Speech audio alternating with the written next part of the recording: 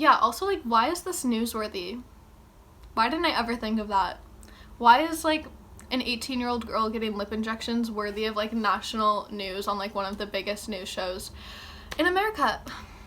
So dumb. Hey guys, what's up? It's Ella, and today I look like Jackie Kennedy because I got bored. If you couldn't tell by the title of this video, I'm going to be telling you guys the truth about my experience being on the Today Show, and my dog just snored, and why I think I got screwed over. If you're new to my channel, by the way, hi, I'm Ella. I normally don't look like this, but yes, let's just continue. The story starts out in the summer of 2018. I had just finished my first year of college in New York City. I was back living in Boston, living my best life, working at Brandy Melville every single day. But on this day in particular, I was getting ready to go to my shift when I noticed that I had a new Twitter DM request. And normally I do not go on Twitter. I mean, I do now, but like back in the summer, I was like still getting the hang of Twitter. You should all follow me on Twitter, by the way. I go to check it, and it's this woman, and she is an intern for the Today Show at NBC. I don't really know how broad the audience spans for the Today Show, but if you don't know what it is, it's a huge American news show, talk show. It's on every single morning on NBC, and it's like a show that I grew up watching. Like, as I would get ready for school, my parents would have the Today Show on in their room. It's like how we would know about the weather for the day, the stock market, like business, national and international news, like when we went to war, like all of that stuff was broadcasted on the Today Show. So it was kind of like weird that an intern from the Today Show was DMing me on Twitter, but basically she was just like, hey, we're working on this story. It's basically about teens and the beauty industry. I've seen your YouTube channel. I think that you would be a really great fit for the story. Blah, blah, blah. Basically, this woman thought that I would be a good fit for a story about teens and the beauty industry on the Today Show. And I was like, that's so exciting. But before I could even like fully read her DM or respond to it for that matter, my home phone was ringing, and I was like, that's weird. Like, most people don't even have home phones anymore, so I feel like it's kind of rare when our home phone like goes off. I'm the only one home at the time. I'm waiting for my dad to come pick me up and bring me to work, like the great father that he is. And I just let it go to voicemail, and I can hear it from the other room as I'm like in the bathroom brushing my teeth or whatever, and I hear, hi, this is Robert so-and-so. I'm the head producer of the Today Show. Like, we're reaching out to get in contact with Ella Snyder because we are working on a story, blah, blah, blah. Basically the same thing that the intern had told me, except this time it wasn't an intern. It was literally the main producer of the Today Show. And I don't know, like, that is so freaky, creepy, whatever you want to call it. Like, the fact that they like started out on social media, which is like a very public space, especially for me, and then tracked down my home phone number, and I didn't even answer that phone call, and before I could even like process that, then my cell phone started ringing. It was the same guy, Robert. I'm not gonna use his full name. I'm sure like if you're a little mini investigator, you can find out exactly who I'm talking about, but the same producer who had called my home phone was now calling my cell phone, and I picked up this time, and I was like, hi, this is Ella. Yes, I saw the DM. Yes, I just got the voicemail on my home phone. I'm headed to work right now, but like, what is this about?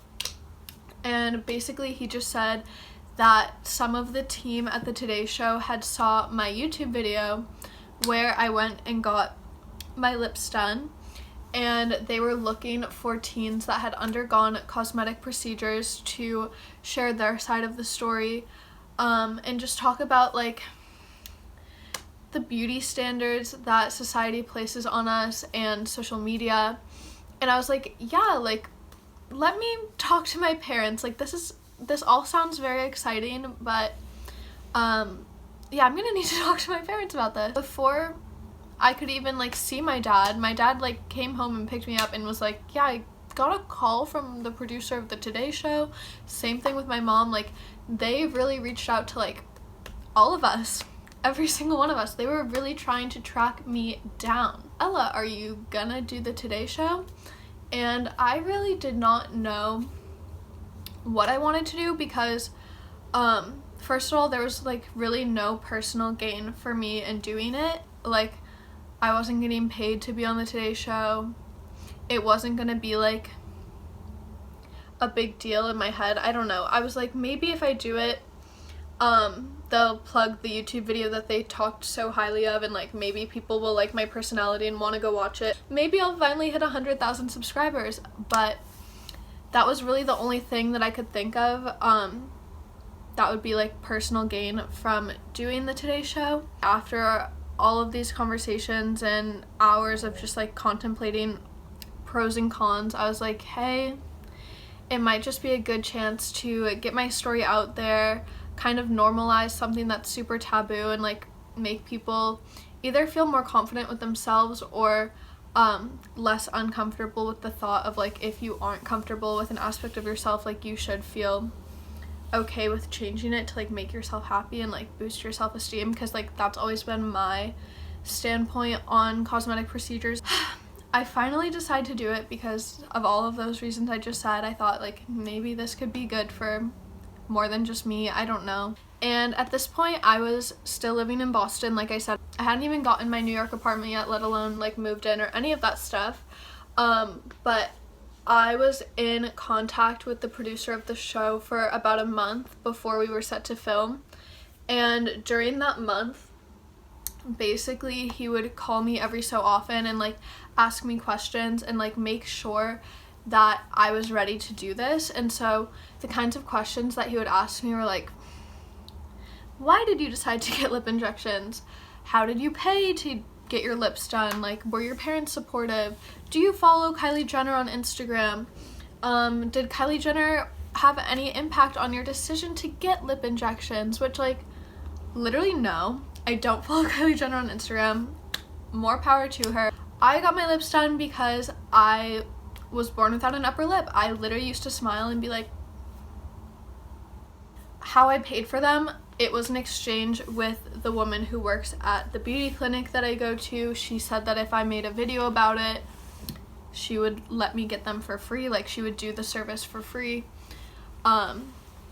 Yeah, he also asked if my parents were supportive of the idea, and honestly, no, they weren't. Like most parents, they're like, you're beautiful the way you are, blah blah blah blah blah blah. I know, like it's like nice thing for parents to do, but like once your mind is set on something, like at least for me, like I'm gonna do it. We had basically set it up so that we would film the story or the interview, whatever you want to call it, a few, like 2 weeks after I moved into my New York apartment.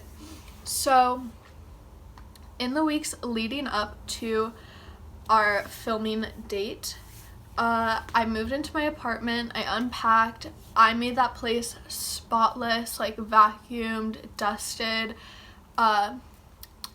mopped, swept, like all of that stuff organized. I was freaking ready to like be on camera, like did a face mask, I don't know.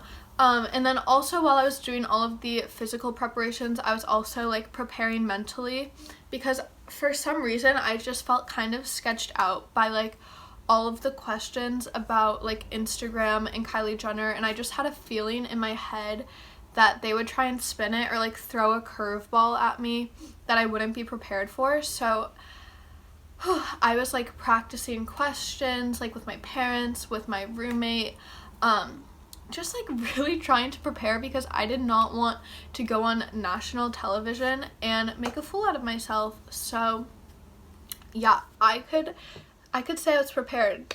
I was prepared. The day of the shoot finally comes around. It's like mid-August. Actually, it's early August at this point. The crew shows up to my apartment super early in the morning because they have lights and camera equipment to set up. they show up at my apartment and they just like start rearranging my living room and my dining room, because for some reason the lighting looked better if the couch was on a different wall, and like all of this stuff. They just like fully redid the place. I was like, okay, go off, like do whatever you want. I was literally just sitting there, and I had my friend Allie come over because she lives down the street, and at this point Mary hadn't even fully moved into the apartment yet, so it's just me and Sammy. So me, Sammy, and Allie were just like hanging out in my room, like talking, like trying to prepare for this because I was a nervous wreck. My stomach hurt so bad, like I literally had to nervous poop. That's probably TMI, but whatever. And so they're setting up for about 2 hours, calling Robert, the producer, like checking in, making sure everything's okay, and we're just like waiting for the interviewer to get there. And she finally gets there. It turns out we're like neighbors, so we have like a quick little chat about like places to eat in the neighborhood and stuff. And it's all going really well. The crew let Sammy and Allie sit in the living room and watch as I was being interviewed, and from the way that it was going, like I felt really freaking good about it. Like I was so confident. I had answers to every single question. I didn't need time to think or be like no. I was prepared. I was not making a fool out of myself. All of my answers were so good. This was like a full day process of like setup, interview shoot, B-roll shoot, outside, walking down the street, shots, like all of that stuff, and then breakdown, cleanup. Like it was a full freaking day, and I felt like a star. I felt like a star. I was like, this was actually so cool. What a cool experience. I'm so excited to see this come out. And Sammy and Allie were there for the whole process, and they're like, you did really good. Like we have faith in you. Like this is gonna be really good. Like it's awesome that you're getting your side of this story out there, or whatever story is. If I like have been through some trauma, like no, really, I just got lip injections, but whatever. Yeah, also like, why is this newsworthy? Why didn't I ever think of that? Why is like an 18-year-old girl getting lip injections worthy of like national news on like one of the biggest news shows in America? So dumb. Okay, anyways, moving on with the story. Robert called me and said that the scheduled air date was August 21st, I believe, which was like only 2 weeks from the day that we were even shooting. So I was super excited. I told my parents, I told my friends.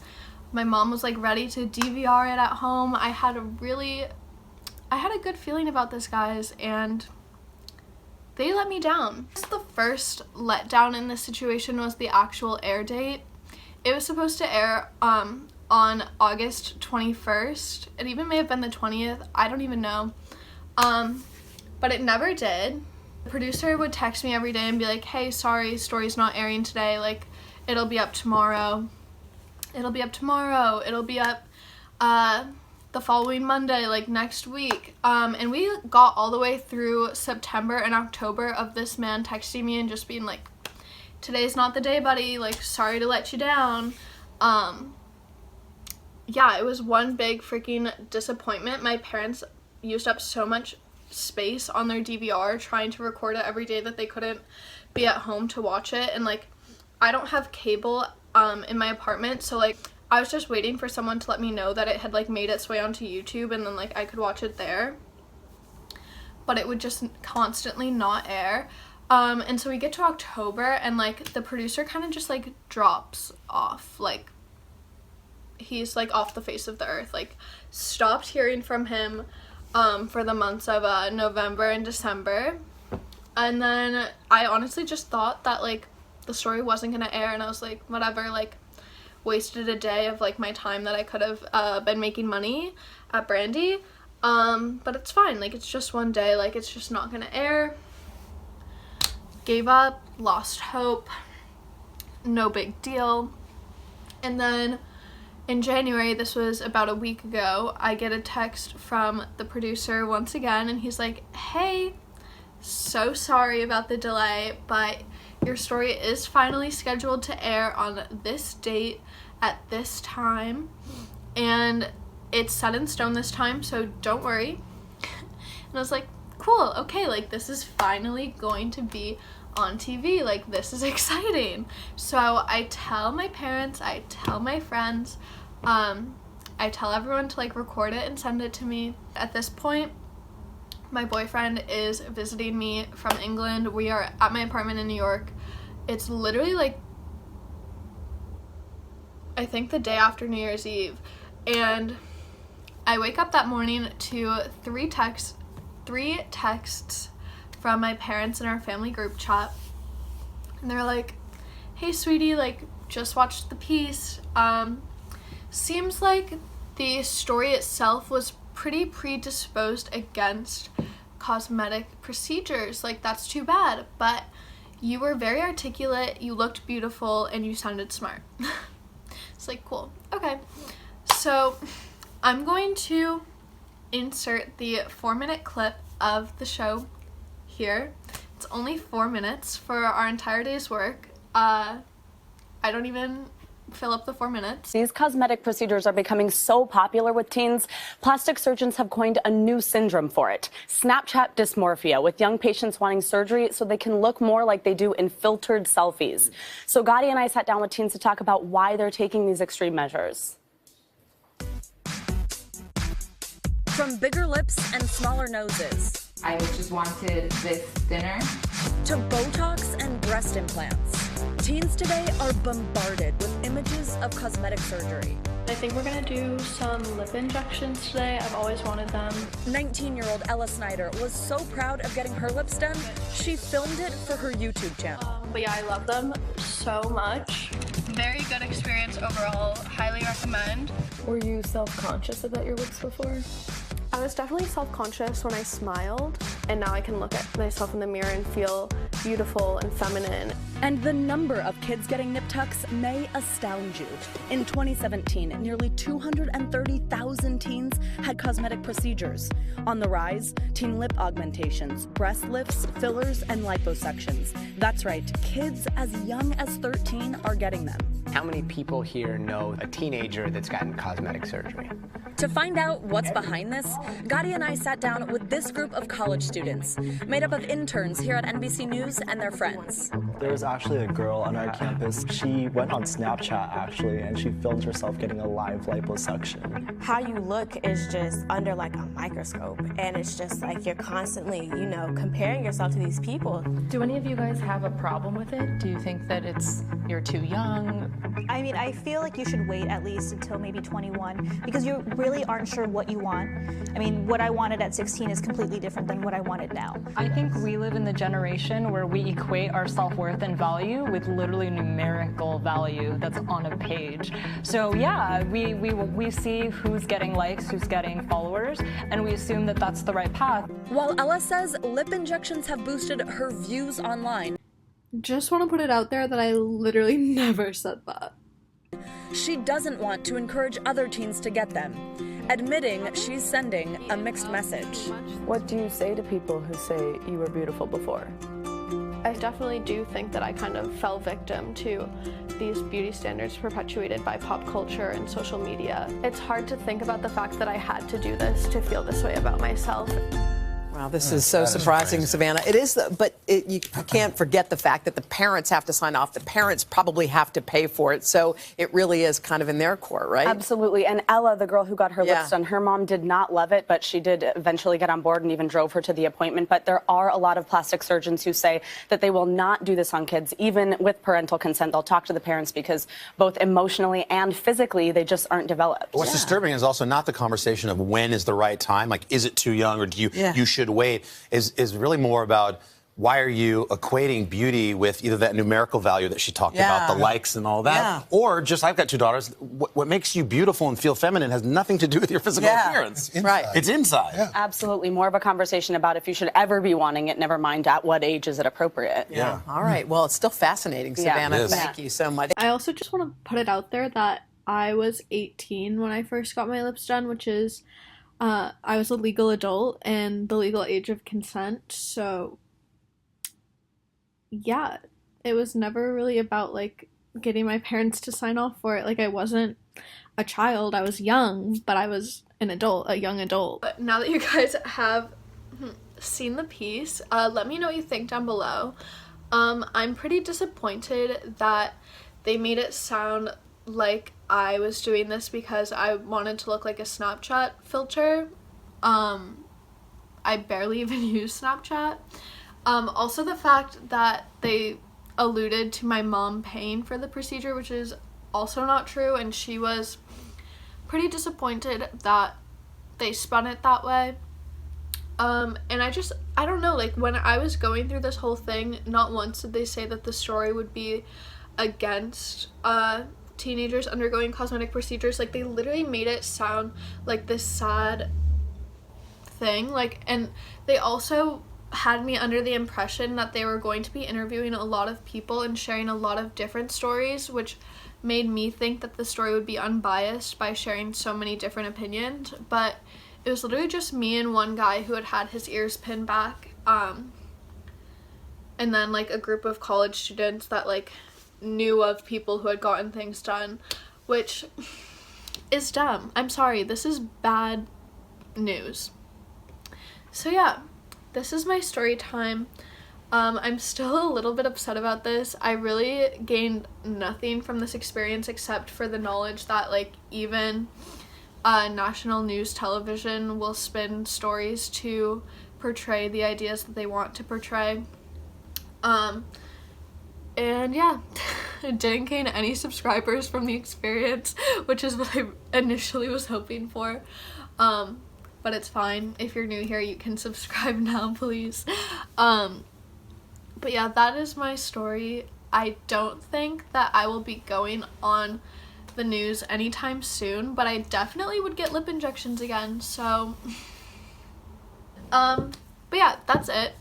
If you guys liked this video, give it a thumbs up, subscribe, hit the bell, turn on my notifications, and I will see you in my next video where I do not look like Jackie Kennedy. Bye!